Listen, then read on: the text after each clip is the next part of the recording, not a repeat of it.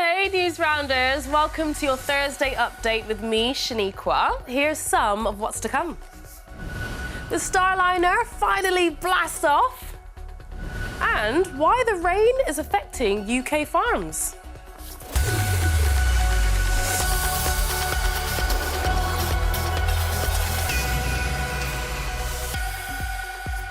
First, today is a very important anniversary. It's 80 years since D-Day.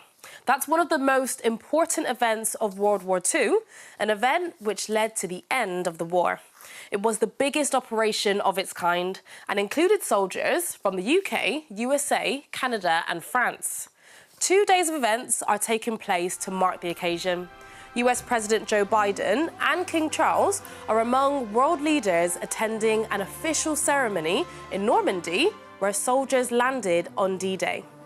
In Portsmouth, a ceremony commemorated the veterans and their bravery before the red arrows soared through the sky to close the show.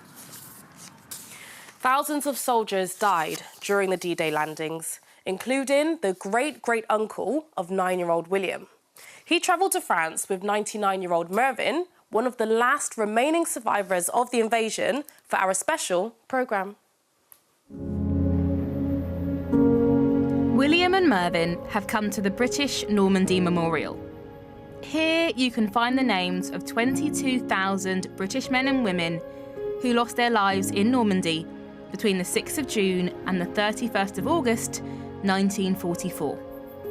William's great-great-uncle, William Wallace, is one of them. Wallace WG. You found him, well done. So, William, what does it feel like to see your relative's name up there? It makes me feel proud of him because he tried to help us win the war. Wars are very dangerous, so all the people who died in the wars deserve to be on these. So we can remember them? Yeah. I feel the same. I'm proud of these people, all those names. More than names, they represent people, individuals who did try to win freedom for Europe. They didn't succeed in getting it for themselves. They lost their own lives. I was one of the very fortunate ones who were able to go home. And every time I come here, I feel the same thing. I have the choice of going home. They haven't. It's very sad. I know you've got a wreath to lay, William. Yes, I do. Now, put that one there. What have you written on that? Thank you for helping us win the war. They all did, or tried to. Some of them didn't get that chance even. So, William, how does it feel knowing that Mervyn was one of the group of people who helped win the war? Well, it makes me feel proud of him because he tried to help us win the war and he succeeded. Thank you. And I feel very proud that I was able to help win the war. One little cog in a huge wheel, huge machine.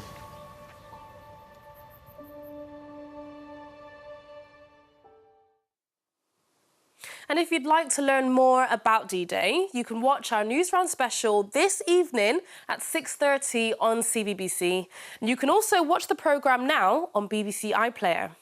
And head to the Newsround website to read our guide to D-Day and why it was so important. OK, in other news today, the First Minister of Wales, Vaughan Gething, has lost a vote of no confidence in a Senedd, which is the Welsh Parliament. A vote of no confidence happens when politicians decide they don't want the leader to be in power anymore. The Welsh Conservative Party accused him of taking money donations from people that he shouldn't have during his election campaign. The vote comes just 77 days after Mr Gething took up the job. However, he said he plans to carry on as First Minister. Next, Boeing Starliner spacecraft has blasted off towards the International Space Station. It's the third time lucky for the launch, which has been aborted twice in the past month because of technical issues. 2 NASA astronauts are on board, the first time the capsule has been allowed to carry people, and they should arrive on the ISS today. Next, we've had lots of heavy rain across the UK recently. And for some people, like press packers Betty and Matthew, who live on a farm, the heavy rain can have a big impact. Let's watch.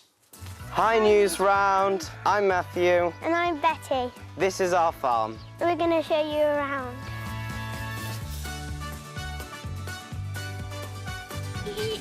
This is the orchard. This is where we keep our pregnant cows. This cow is Pickle, and we're going to be moving her over the lane into another field to get some fresh grass.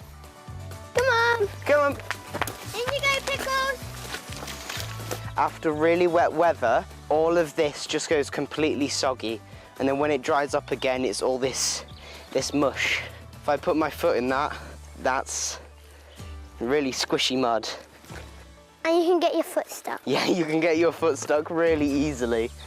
This mud, it makes getting cows into fields rather difficult because they can't get their udders dirty. If they get their udders dirty, that means we can lead to infection.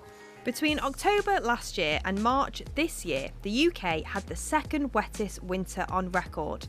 One of the main reasons for more rain is climate change. New research has found that human-made climate change has made downpours 20% wetter, and it's having a big impact on farming in the UK. It's impacting the cows because it means that they would have less grass section. It also means that we have to spend more money on feeding them and putting food out, and when they do get to go outside, with wet grass, it's less nutritious. This is the wheat field. As you can see, it should be like this. Well, if anything more than this, and this is what it is now. Because of the wet weather, it's all gone. When it rains, the water suffocates the plants and drags all of the nutrients away. If we can't grow anything, then we can't make money and we can't sell our crop onto someone else so that they can turn it into flour to make bread, biscuits, crackers, anything that requires wheat flour. As Matthew says, if these crops are affected, it will impact the food we eat. The National Farming Union say this could lead to some foods becoming harder to get or more expensive to buy in the shops. I'm hoping for all of the children of the world that see this, that they learn stop climate change, slow down global warming so that we have a brighter future, less wet weather, so we can all live a better life and look after our planet. That's it from us. Bye.